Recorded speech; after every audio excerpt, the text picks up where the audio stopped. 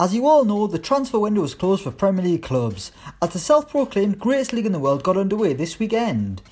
Some new signings immediately made their mark, whilst others didn't have the same level of success. But today we're going to go through every Premier League club and rate their transfer business out of 10. It's been a summer of change at Arsenal, as the Gunners prepare for life without Arsene Wenger and kick off a new era with Unai Emery at the helm. One thing Arsenal haven't had in years is a leader, which is why the ageing Stefan Lichtstein is a fantastic signing, even if he doesn't play much. At least the Swiss shithouse will command some respect and whip Arsenal's selfie generation into shape. Bernd Leno is a fantastic signing and improves Arsenal's goalkeeping ranks, while Lucas Torreira will add more discipline to the middle of the park. There are question marks over Socrates, but Matteo Guendouzi was very lively against Manchester City in his debut. It's a period of change for Arsenal, and we're giving their transfer business 7 out of 10. Bournemouth weren't very busy this summer, but they did manage to smash their transfer record, bringing in Colombian midfielder Jefferson Lerma for £25 million from Levante. Is he worth the money? Only time will tell, but it's a significant moment for a club that almost disappeared not too long ago. They also added David Brooks from Sheffield United, who's a really exciting prospect, as well as bringing in Spanish fullback Diego Rico, an attack-minded defender who'll add competition to Eddie Howe's side.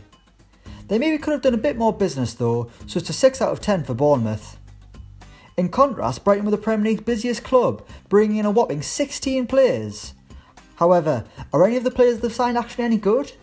None of them are proven at Premier League level, which shows the amount of risk Chris Hughton has taken this summer. Florian Andoni is an interesting acquisition up front. While the Iranian club record signing, whose name I'm not going to try and pronounce because I've already failed 10 times trying to record this, could thrive in the Premier League after starting for AZ Alkmaar, but then again we said the same about Vincent Janssen. The pick of the bunch has to be Yves Bissouma from Lille, a central midfielder with all the tools to be a success. This rating might have improved by the end of the season, but it's a 6 out of 10 for Brighton because who knows if the players they bought are actually any good.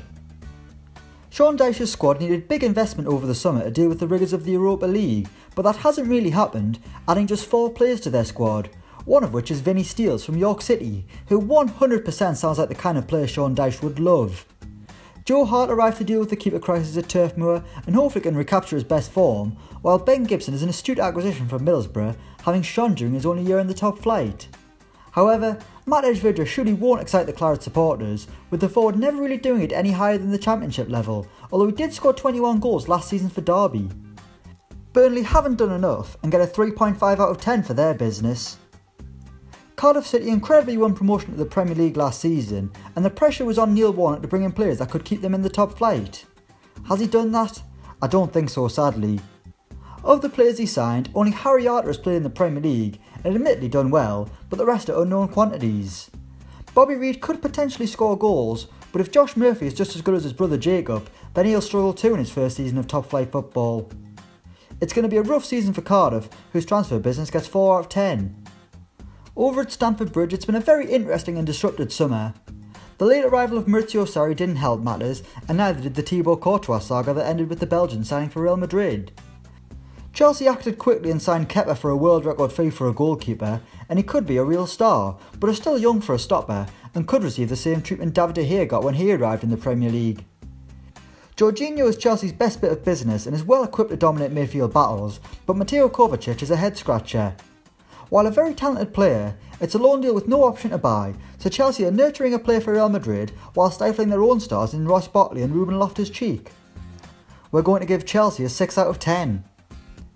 There is one deal that has defined Crystal Palace's summer, and that's keeping Wilfried Zaha at Selhurst Park. Their talisman was linked with every Premier League big boy, but Roy Hodgson managed to keep him at the club, which could be what secures their Premier League survival. On top of that, they've added the exciting Max Meyer, who will need to settle quickly to justify his massive wage packet. Jordan Ayew won't turn any heads, but Checo Koyate might benefit from the change of scenery, having left West Ham where he'd slid down the pecking order. Keeping Zaha is the important thing though, and Palace get a 7.5 out of 10 because of that. Everton were busy last summer but failed massively, and they'll be hoping the same won't happen again this season. And my word were they busy on deadline day, bringing in Andre Gomez, Yerry Mina and Bernard, 3 signings that could help take the Toffees to the next level, providing they're able to deal with the transition to English football.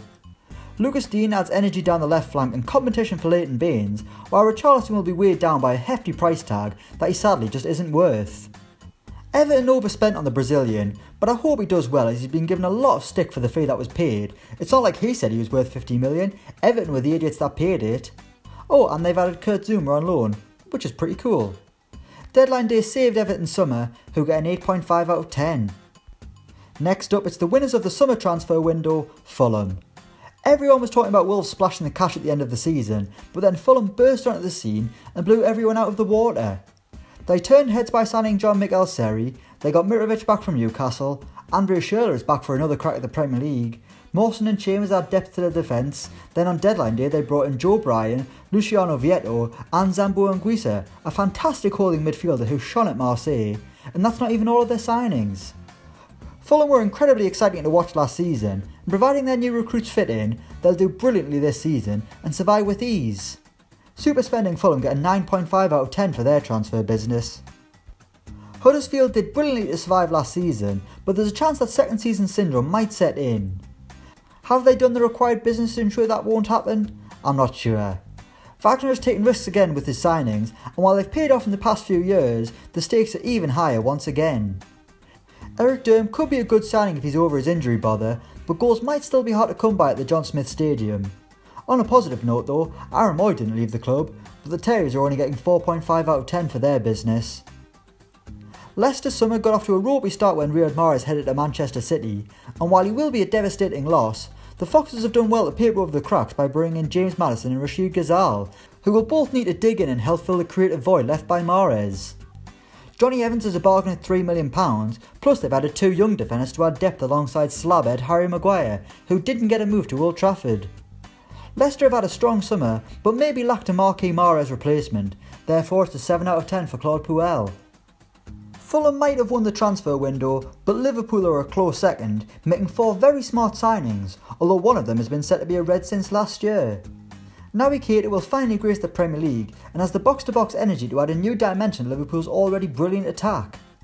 Xherdan Shaqiri will be a great option off the bench providing he buys into Klopp's philosophy, and Alisson is the top-class goalkeeper Liverpool have needed for years and could win them key points as they look to finally win the Premier League. Fourth signing Fabinho could be the best of the lot, a great reader of the game who will protect the back four, an area where Liverpool have been exposed in recent seasons. It's a 9 out of 10 for Jurgen Klopp's summer signings.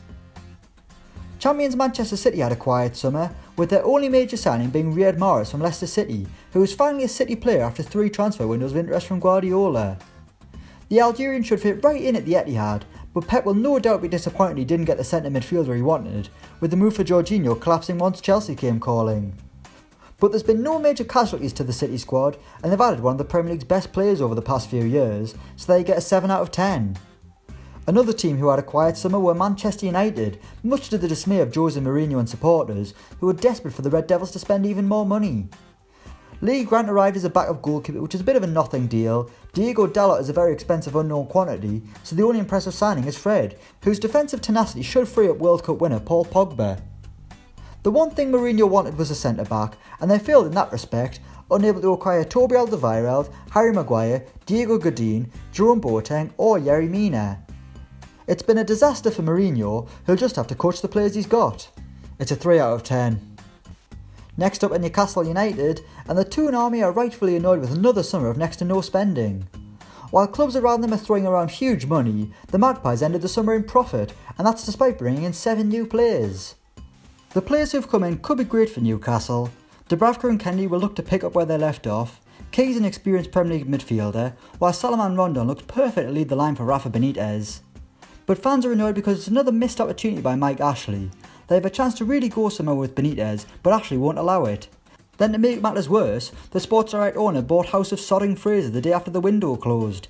It's a 3 out of 10 for Newcastle. Down to Southampton, who has always sold one of their best players in Dusan Tadic, but this exit might not be as painful. Signing El Yunusi should fill the void left by the Serbian, while they've also added the craft of Stuart Armstrong. Angus Gunn is a promising young goalkeeper, while Jadon Vestergaard is a towering presence who can replace Virgil van Dijk to a certain extent, but maybe won't be as influential. Then there's Danny Ings, who finally ends his Anfield nightmare and might be able to get his career back on track. Southampton have done good business, so it's a 7.5 out of 10. Next it's the turn of Tottenham, so let's take a moment to look at all the players they've signed this summer. Absolutely no one. Tottenham failed to sign one single player, not even Jack Grealish.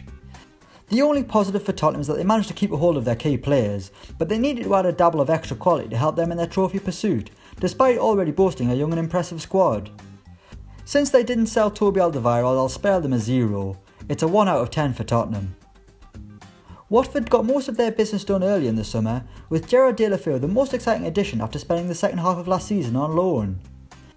Ben Wilmot is an exciting prospect, while Ben Foster's return adds more experience between the sticks. Back to the youth though, and Domingos Quina will be an exciting addition in years to come. However, it seems as though they could have done more over the summer, so it's only a 5 out of 10 for the Hornets. Next up it's West Ham, and my word if the Hammers board finally got their wallets out and lived up to the promises they made years ago. And they've added some great names. Jack Wilshere will relish the chance to get his career going once again, while Andrei Yarmolenko and Felipe Anderson are an exciting pair of wide men, while inconsistent will get the West Ham fans on the edge of their seats. Issa Diop is a powerhouse at the back, while Lucas Perez might prove to be the bargain of the summer, Manuel Pellegrini's most astute signing. They also added a safe pair of hands in Fabianski, a flying fullback in Fredericks, and Aston Villa flop in Carlos Sanchez. It's a big season for West Ham, whose business gets an 8 out of 10.